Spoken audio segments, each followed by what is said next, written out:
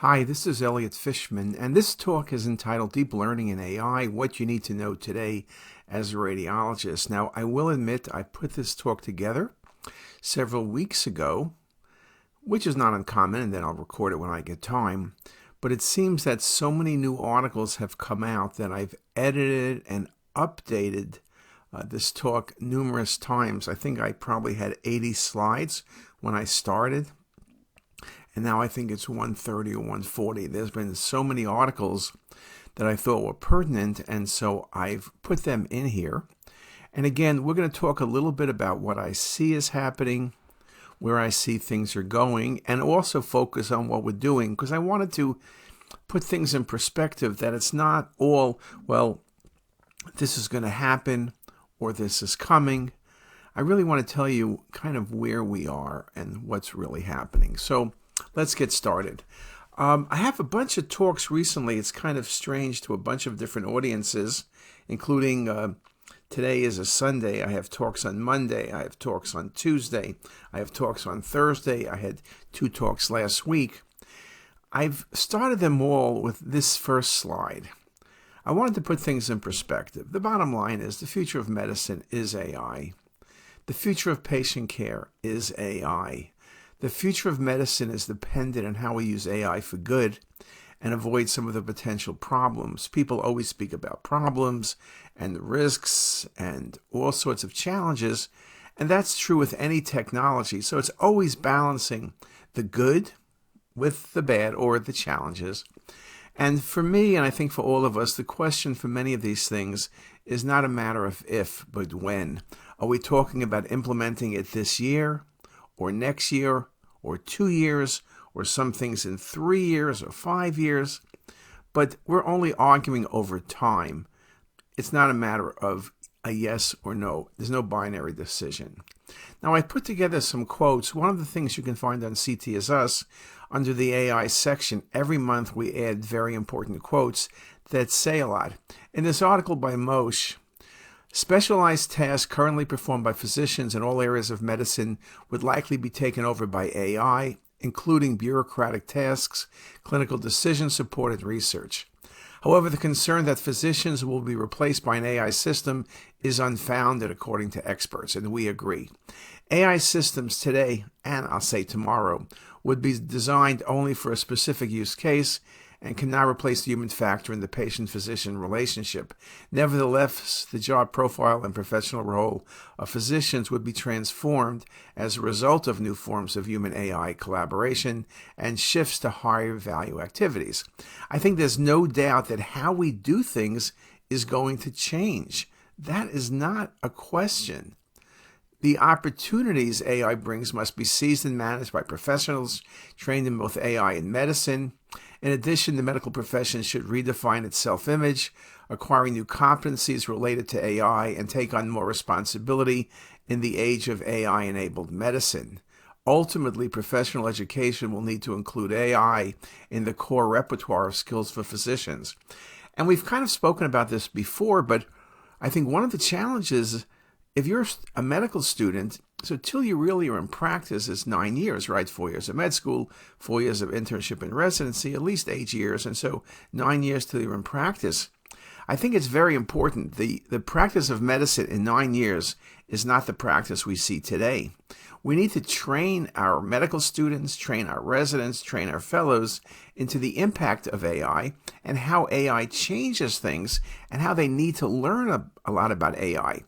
I don't think we're going to be training people to be programmers, but they're going to have to learn how to work closely with the computer scientists and those people.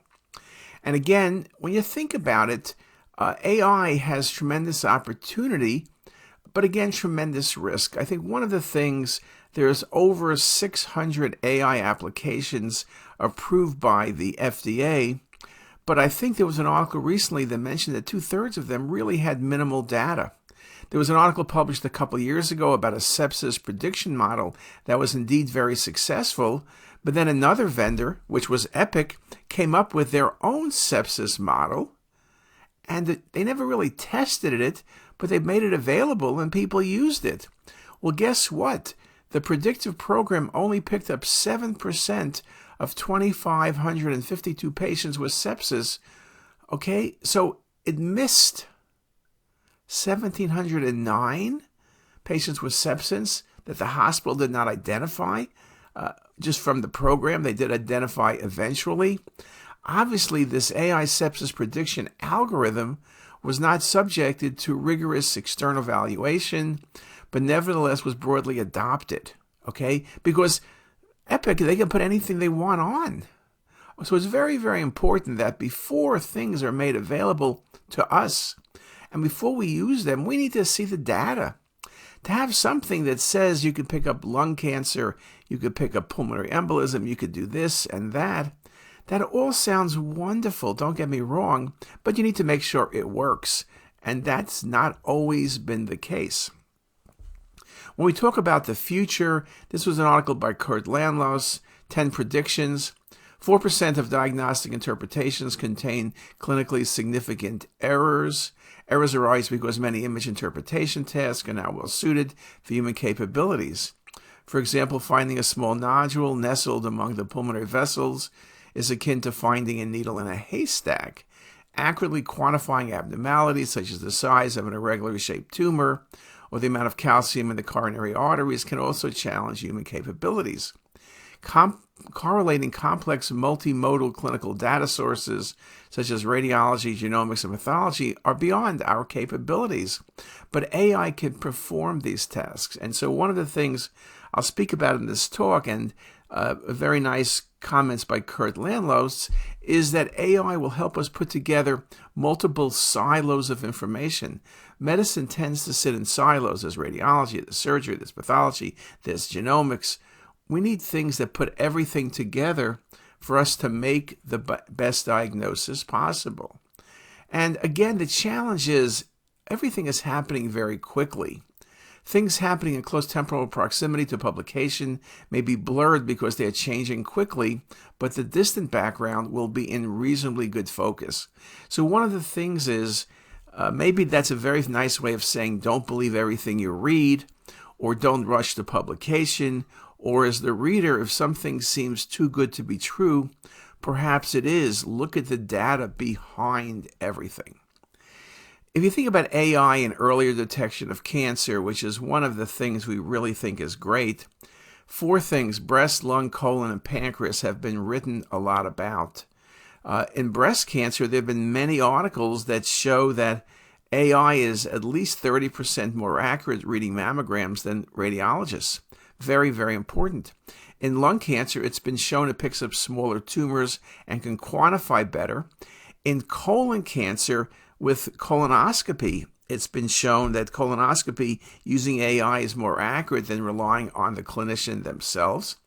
And pancreatic cancer, a lot of work, and I'm going to show you some of it. A lot of it we've done, a lot of other work from many places, including Mayo Clinic, Mass General, MIT, Stanford, really looks at early detection of pancreatic cancer, also the ability to pick up various lesions that predispose to pancreatic cancer, including cystic pancreatic lesions, and predicting how to manage patients. All of this is happening now. If I quickly step back and say, okay, 50 plus years ago, Hounsfield did the first CT scan. And when I started at Hopkins, we had the state-of-the-art AS&E 0500 Pfizer machine, 10 seconds a slice, 1 minute reconstructions, and we did 30 to 40 slices per patient. It took roughly about an hour of case. Images were good for the time. They were great for the time, actually. But again, a small tumor those days was considered 3 or 4 centimeters. These days, we don't have any film. We're looking at thousands of images per case in an acquisition that's measured in seconds with high resolution. And yet, it's kind of funny, we miss more lesions than ever. And what does that mean? How could you do worse after 40 some odd years? Well, the issue is, I mentioned a small tumor was 4 centimeters. Now a small tumor is 4 or 5 millimeters. And it's very easy to miss tiny things.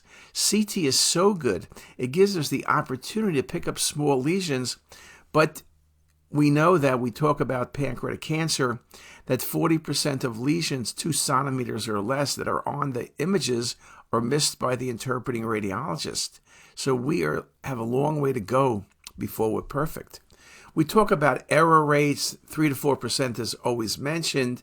However, in studies containing abnormalities, the error rate can reach 30%. If we were 100% accurate 100% of the time, AI would have little impact on what we do. Maybe it can make us faster, but it would not improve our abilities and accuracy. Obviously, with an error rate, depending how you look at it, between 4% and 30%, AI has lots of opportunity. And specifically in pancreatic cancer, the comment I made before, about 40% of lesions under 2 centimeters. And those are typically low-grade lesions. We talk about pancreatic cancer, 5-year survival of 11%, but at stage 1 or early stage 2, we're talking about a 50 to 80% survival. Everything is detection. Now, this idea about picking up things early means you have to really think about how can we pick up small tumors without doing a lot of false positives. That's going to be the problem, because for pancreatic cancer to prove it, you need to do biopsy. If lesions are small, if it's not really a lesion, you're not going to be able to make the diagnosis. And obviously, you're not taking patients to surgery without proof that the patient has a tumor. AI can step in very carefully here for earlier detection of tumors, better identification of tumors, not just that it's a pancreatic adenocarcinoma, maybe it's a neuroendocrine tumor, maybe it's a serous cystadenoma, maybe it's a mucinous cystic neoplasm. We can not only detect lesions but classify them, which will help us with management of patients. And also it's being shown now, and we're doing work in this area, that looking at the radiomics signal of a patient's tumor, you can predict which chemotherapy will work better. So that becomes very important. And the pharmaceutical companies are using AI for drug discovery. Can we find new treatments for pancreatic cancer? Remember, these days chemotherapy and radiation therapy decrease the tumor burden, so help make surgery better, because you want to have a no tumor at the pancreatic bed surgery. But we need better drug discovery if we're going to cure pancreatic cancer. In this article by Tripathi, looking at pancreatic cancer, the early detection of pancreatic cancer is a critical factor in improving patient outcomes, as is often diagnosed at an advanced stage when treatment options are limited. Again, the ability of AI algorithms to integrate various patient data from age, family history, lifestyle, medical history to detect an individual's developing pancreatic cancer early becomes very critical. The ability for AI to analyze the electronic health records, including medical history, lab values, diagnostic reports, all become very, very important. It's all of this data we have. I can't say that we're short of data. I think these days we're short of the ability to interpret the data. All of us have the same problems. You're reading a film, you look at the last report, but you look at the chart a little bit, the history, but you're not reading the 20 years of the patient's history. I think AI can look at that. The companies like Abridge are being able to look at the entire medical record and spitting out pertinent findings. And I think that's going to be a major impact factor on how we do things. AI can serve as a positive and powerful tool in the advancement of pancreatic cancer diagnosis, management, and prognosis, particularly in identifying earlier in disease progression. And again, we need to think about how we can do this. But again, developing algorithms, developing AI-based algorithms is the way things are going to go. Again, challenges, the lack of large centralized data sets that can be used to build and test algorithms poses a barrier to developing comprehensive models. Currently, there is only one major effort in addressing this through the EDRN project for pancreatic cancer. Again, it becomes very, very important for us to have large data sets. One of the challenges with AI is not enough data, and so it makes assumptions, and those assumptions may not be correct. Pancreatic cancer is a complicated disease with molecular heterogeneity. And again, taking all of these bits of information from genomes to transcripted mix, proteomics, metabolomics, all words you have a hard time pronouncing, can give you a better picture. And so future research really needs to look at taking multiple individual data sets and seeing how we can put them together to get one answer and one set of risks. Now, we know from an imaging side, this is some work that was done by a number of people, but there's an excellent paper by Satomi Kawamoto that we miss things on CT because the tumors are small or isoattenuating. People notice the pancreatic duct but don't recognize the significance. Sometimes you see just the vascular involvement and not really the tumor. We're looking at other signs now, focal fatty atrophy, areas of scarring in the gland that may occur 3 to 5 years before tumors can be detected, challenges with underlying pancreatitis, the fact that these are often unsuspected findings in patients scanned for many other reasons. We need to really think about that very carefully. And again, we always get back to that 40% miss rate. Kang reported a significant number of missed PDAC findings, were smaller lesions, 42%, isoattenuating, 44%, and no contour abnormality, 41%. So when we train for AI, we need to take this into account. Here's a good example of a case where the patient had hematuria, and you were looking at the pancreas, and it looks, in retrospect, it looks a little bit strandy, a little bit irregular, but this was called normal.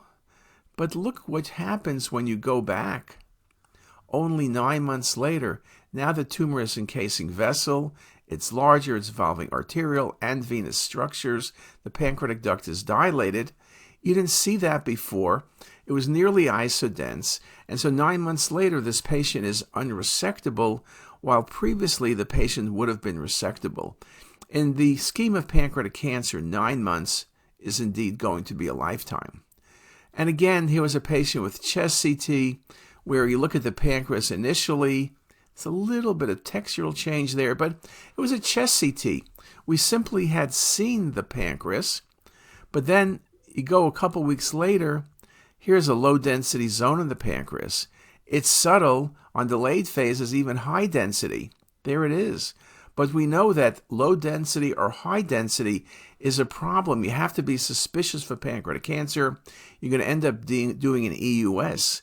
So again, I think we're learning better now the subtle findings in pancreatic cancer because people are spending a lot of time looking at them retrospectively. But we also know this is something we need to train the computer to do for AI to be successful. We also know that pancreatic duct cutoff, now this goes back 20 years. Dr. Cameron, who was head of surgery and one of the key people in pancreatic cancer surgery, used to say that if it's a dilated pancreatic duct, there's something there, even if you don't see it.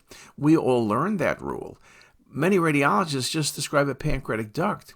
To us, for years, we say there's a dilated pancreatic duct. We do not see a mass, but we're concerned there's a mass present. It could be a carcinoid, some type of neuroendocrine tumor. It could be an adenocarcinoma. Theoretically, it could be old trauma or a stricture from inflammation, but you need to go further. When you see that duct cutoff, you need EUS and biopsy because there is going to be something there. And if biopsy comes back negative, you better watch that patient very carefully because in all likelihood, the patient has a small pancreatic cancer. And here's just a couple examples. Dilated pancreatic duct on the initial CT without a mass. But if you look hard, there's something subtle there. And of course, 4 months later, the duct is bigger and the mass is much more obvious. Now, the truth is, with the duct transition, you should have done EUS and you would have found the tumor here. Now you waited 4 months later, and time is not in our favor. The longer it takes to diagnose, the less likely the patients are going to be resectable. Remember that 85% of patients at time of presentation with pancreatic cancer are not resectable for cure.